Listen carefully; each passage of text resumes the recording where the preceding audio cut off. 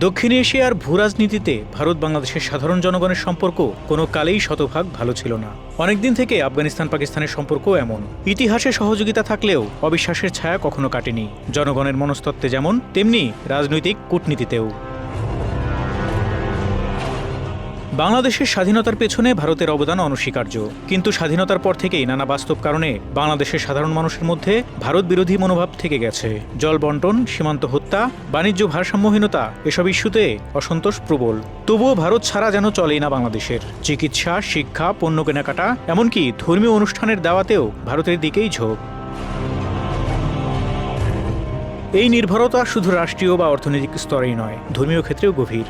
বাংলাদেশের ইসলামী সমাজ, বিশেষ করে দেওবন্দ ধারার আলেম ওলামারা ভারতের সঙ্গে দীর্ঘদিনের ঐতিহাসিক সম্পর্ক রক্ষা করে চলেছেন।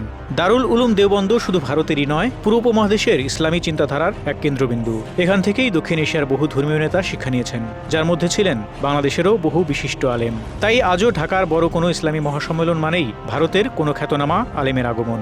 রাজনৈতিকভাবে ভারতকে নিয়ে অস্বস্তি থাকলেও ধর্মীয় সংযোগে এক অদৃশ্য বন্ধন টিকে আছে অবিচলভাবে। এই চিত্রই দেখা যায় আফগানিস্তান ও পাকিস্তানের সম্পর্কেও।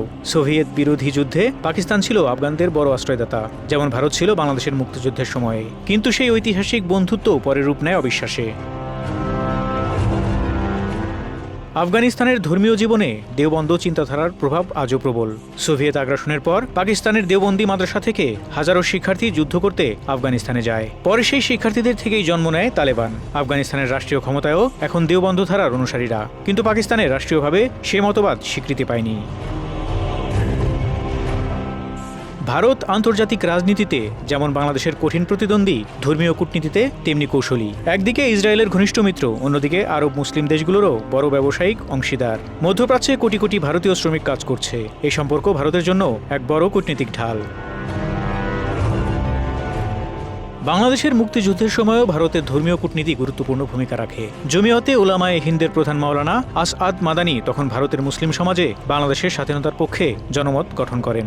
তার তৎপরতায় বাংলাদেশের আলেমদের অনেকেই মুক্তিযুদ্ধকে জালিমের বিরুদ্ধে মজলুমের লড়াই হিসেবে দেখেন।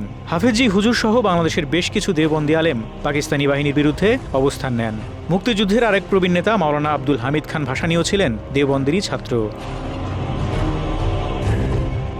ভারতের বর্তমান বিজেপি সরকারের আমলেও সেই ধর্মীয় কূটনীতির ধারাবাহিকতা অব্যাহত। কাশ্মীরের বিশেষ মর্যাদা বাতিলের পর যখন মুসলিম বিশ্ব ক্ষোভে ফেটে পড়ে, তখন জমিয়তের নেতা মাহমুদ মাদানি বিজেপির পক্ষে ব্যাখ্যা দিয়ে বলেন, ধর্ম আমাদের ডান চোখ, দেশ আমাদের বাঁ চোখ। এই বক্তব্য কেবল রাজনৈতিক নয়, এটি ছিল ভারতের ধর্মীয় কূটনীতির নতুন পরীক্ষার এক সফল দৃষ্টান্ত। এমনকি আফগান পররাষ্ট্রমন্ত্রীর মুখ দিয়ে কাশ্মীর ভারতের অবিচ্ছেদ্য অংশ বলিয়ে নিতে সক্ষম হয় ভারত।